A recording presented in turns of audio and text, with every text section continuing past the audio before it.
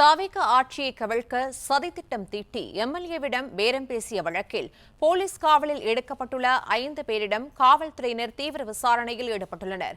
கூடுதல் விவரங்களை செய்தியாளர் கதிரவன் வழங்க கேட்கலாம். கதிரவன், வணக்கம். இந்த 5 பேரிடம் காவல்துறையினர் தீவிர விசாரணையில் ஈடுபட்டிருக்கும் நிலையில் இதில் முக்கிய தகவல்கள் ஏதேனும் வெளியாகியிருக்கிறதா? விவரங்களை பதிவு பண்ணலாம்.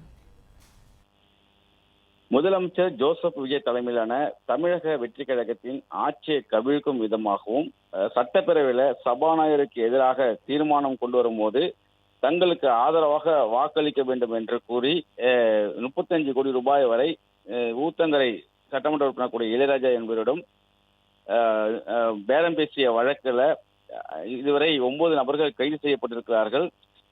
நேற்று செந்தில் பாலாஜி மற்றும் அவருடைய சகோதரர் அசோக்குமாருக்கு முன்ஜாமீனானது வழங்கப்பட்டிருக்கிறது. நிபந்தனையுடன் கூடிய இந்த முன்ஜாமீன் ஆனது வழங்கப்பட்டிருக்கிறது. இந்த நிலையில ஏற்கனவே கைது செய்யப்பட்ட 5 நபர்களை போலீசார் 5 நாட்கள் காவலில் எடுத்து விசாரிக்க நீதிமன்றத்தில் மனு தாக்கல் செய்த நிலையில 2 நாட்கள் அவர்களை காவலில் எடுத்து விசாரிக்க அனுமதியானது வழங்கப்பட்டிருக்கிறது.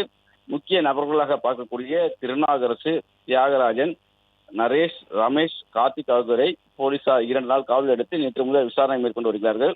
இவர்களை தனித்தனியாக வைத்து விடிய போலீசார் பல்வேறு வகையில விசாரணைகளை மேற்கொண்டிருக்கிறார்கள். இந்த பேரம் பேசிய வினத்தில் அனைவரையும் ஒருங்கிணைத்து நரேஷுக்கு முக்கிய பங்கு இருப்பதாக போலீசார் தரப்புல தெரிவிக்கப்பட்டிருக்கிறது. ஏற்கனவே திருச்சியில அவரது வீட்டில் வைத்து பணங்கள் கட்டுக்கட்டாக பணங்களும் பல்வேறு 100க்கும் மேற்பட்ட ஆவணங்கள் கைப்பற்றப்பட்டிருக்கிறது. அவற்றை அடிப்படையாக வைத்து நரேஷிடம் பல்வேறு கேள்விகளை போலீசார் கேட்டு துளைத்திருக்கிறார்கள். குறிப்பாக சிங்கப்பூரில் இருந்து பேசிய லட்சுமண பெருமாள் யார், அதே போல செல்போன் ஆதாரங்கள் அளித்தது யார், நட்சத்திர ஓட்டலில் 1 வார காலம் இவர்கள் தங்கி சதி திட்டம் தீட்டிருக்கிறார்கள், இந்த அங்குள்ள சிசிடிவி காட்சிகளை எப்படி அளித்தார்கள், யாரெல்லாம் உதவி செய்தார்கள் உள்ளிட்ட பல்வேறு கோணங்களை விசாரணையை போலீசார் முடுக்கிவிட்டிருப்பதாக கூறப்படுகிறது.